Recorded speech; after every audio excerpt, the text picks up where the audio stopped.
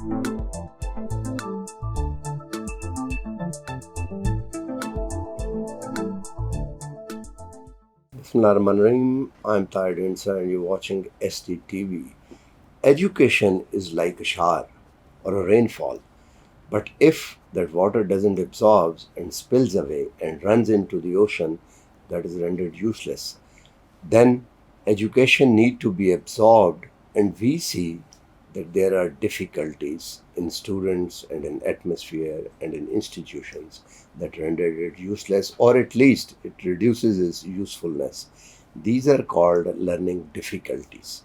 And the educationists are trying hard, bringing in novel and new philosophies and methods to improve that classroom experience, teacher to student interaction, and so many other facets of the same discipline. In Pakistan, we see that often the result is not very good, although the student is attending classes, regular classes, and he goes to the tuitioning at some time, but sometimes often result is not good. These are the difficulties that must be addressed. So just to understand and what are the solution later will bring, to understand what these difficulties are, we have invited a guest today, Mr. Safeer Ahmad Khan.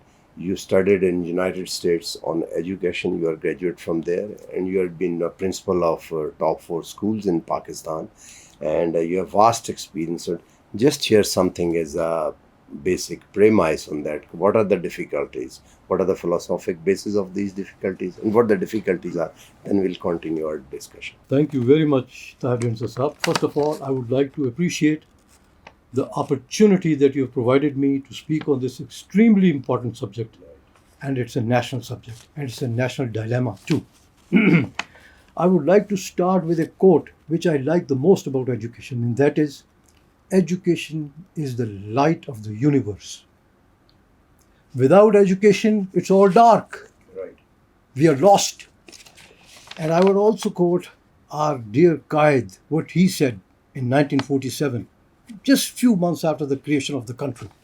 He said, and I quote, "Education is a matter of life and death for Pakistan.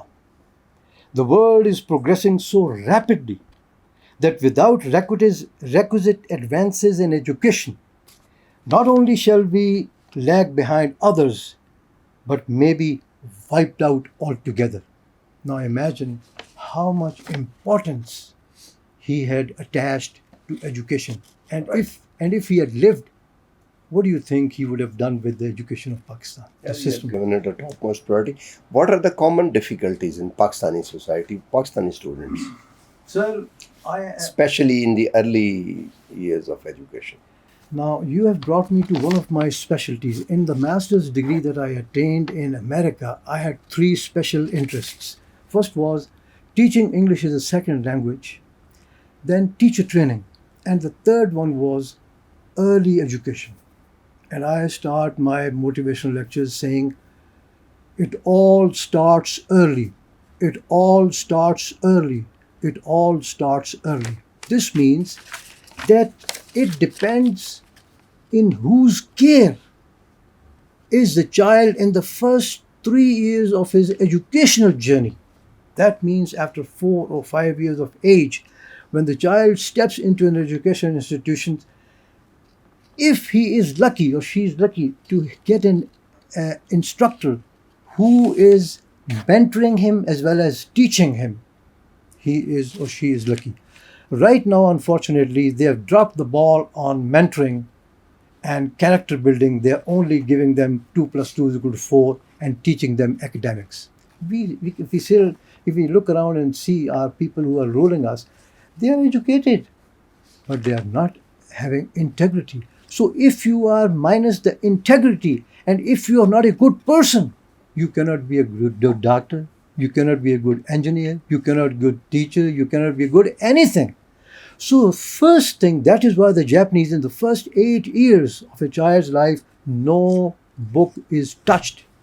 They teach them community skills. Ethics.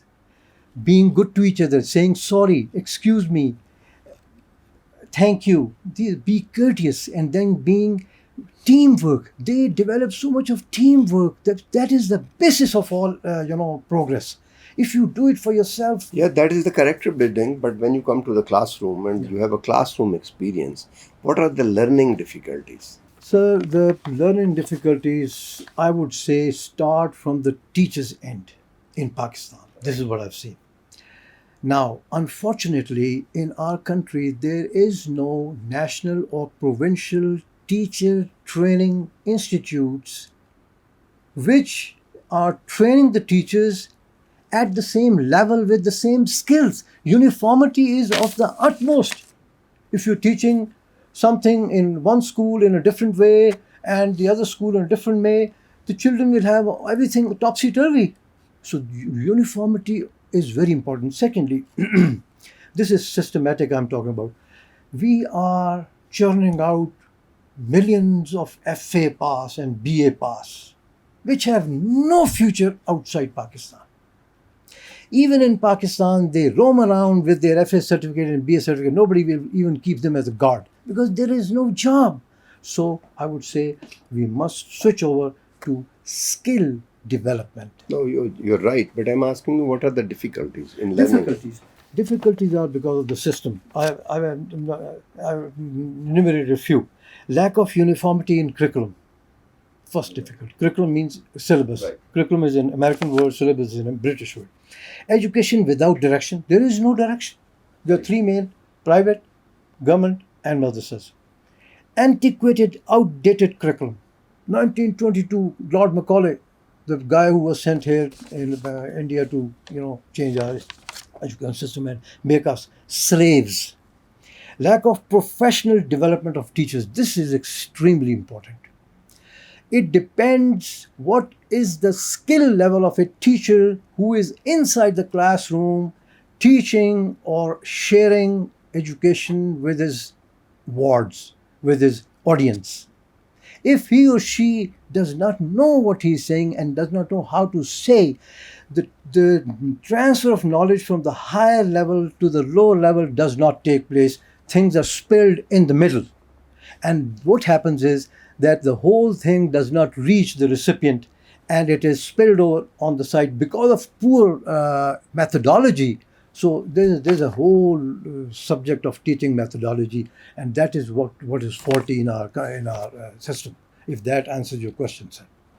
Right. These are for how to overcome them. Okay, overcome. Because it is not at the students' end what you have said. I'm sure there must be something which is in that which is at that end as well. But if the whole emphasis of what is wrong is on the teacher's end or at the giving end, then how to resolve it? No, it's not whole. I would put the blame 70-30. Right. But I'm putting the blame on the teachers more because they are the people who have the authority, and they are the people who can shape things this way or that way. The recipients are driven by the teachers or by authority, so I'm putting less blame on them. And there are various reasons we cannot go into the nuts and bolts, but I will quickly tell you: wrong mentoring, wrong parenting, flimsy kind of parenting, in which they access, give in to all their demands, whether right or wrong. That is poor mentoring and poor parenting. That shows their behavior. It shows in the behavior when they are at school. They don't listen. They do what they like and all. Coming back, sir, three more things. Alarming dropout rate. This is more these days more because of economics. People, just imagine if you have to send your boy or girl to become a doctor, you need to have at least 50 lakhs in your pocket. It has become so expensive. It makes no sense. It is just looting our people. Then regressive examinations based on rote learning, and this is connected with the government system. 1922, ये किताब याद कर लो, ये इतने सफ़े याद कर लो, इसमें तुम्हारा इम्तिहान आएगा. They just don't let them go outside the curriculum books. They keep them restricted to that little thing. You ask him anything else or her anything else, she'll draw a blank, he'll draw a blank, he will not know what I'm talking about. So real learning does not take place. They give them the books, they tell, okay, this will come, rita maro, pass ho jaoge. So this is a very, very good. And what happens is when we train such students, they lose their direction at the international level, and they end up as labor. Even with BA degrees, they end up in labor. I have seen, when I was in America, I've seen a lot of doctors, a lot of master's degree holders driving taxis, cabs in different cities of America because they could not communicate. They had the technical knowledge, but they could not communicate at that level. Because once you have to work, once you're in a work mode or work environment, you need to communicate. You have to understand them, and then you have to make them understand. If you speak not a proper level of English, they will not be serious with you. They say, "Excuse me, I can't understand what you're saying." So what I'm saying is that coming back to your question, sir, what is the teaching difficulties? The teaching difficulties are that the teachers are cannot. There is no institution. This is the failing on the government part. If they make some national level teaching teacher What training. is the first step? I mean, it's a long 1,000 miles journey, but we have to take the first step. So What is the first step we need? And I think the most important thing is the top-down approach. We have seen it's yes, not working properly. What is the bottom up? the bottom up will never work. Right. The reason is bottom up. They cannot lift that much negative weight of the system. If I'm at the bottom, I'm the student, I cannot affect any change. It has to come from the top. And we can pray that God give us some people who are inclined. Now imagine, just imagine our system, political system. Anybody, if you are the Prime Minister, new Prime Minister, anybody who has been very nice to you, has been very running your errands, you will give him the Ministry of Education. This has been the sad tale ever since Pakistan came into existence. That the Ministry of Education is given to somebody who has been polishing your shoes, unfortunately. So, if this is the importance you attach to the Ministry of Education, which is the future of your country, then you can understand what we can expect in the next 15, 20 years. So what should we do now? Because what you are saying is, if I have understood correctly, you are saying it's not learning difficulties. It is these are teaching difficulties. Yes, sir. So, Yes. so how to overcome them? Teacher training we have tried and all that, but how to make it effective? Because we have institutions, we have very renovated buildings for teacher trainings. We churn them, hurl them together, and give them training. But how to get results out of that? Sir, I have devised my own little formula, and that is like we talk in the computer terms, hardware and software. These are the hardware which you just talked about. Good schools, technology, computers, Yeah, yeah, playground, yeah. this is the hardware.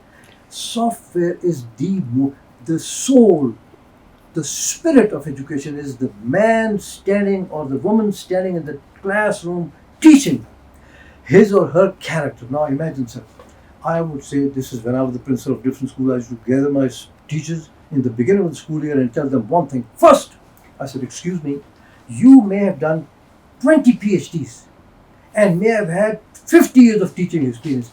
You tell one lie to your audience and you multiply yourself with a zero. And you know if you multiply anything with a zero, what is the It answer? has become zero.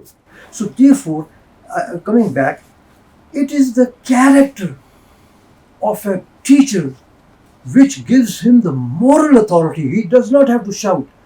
Such a teacher who is understood and recognized as a truthful person, as a good man, as a good human being, will be listened to you, will be listened to, and will have a far-reaching effect. You see, people forget the 2 plus 2. They remember, oh, our teacher, Tahir Dinsa Saab, he was a man of character.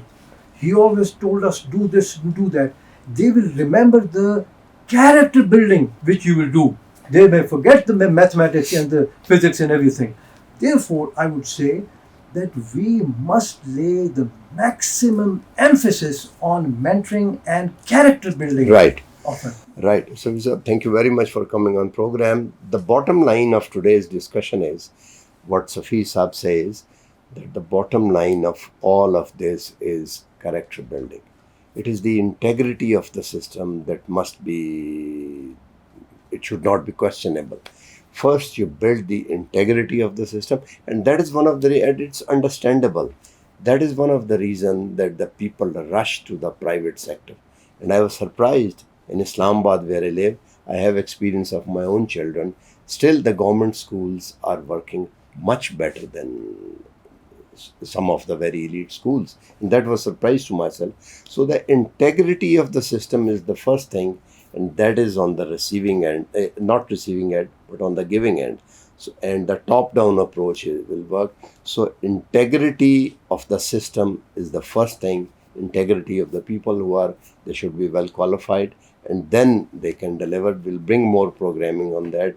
And I think if these sort of program is a national service, that's all up till now.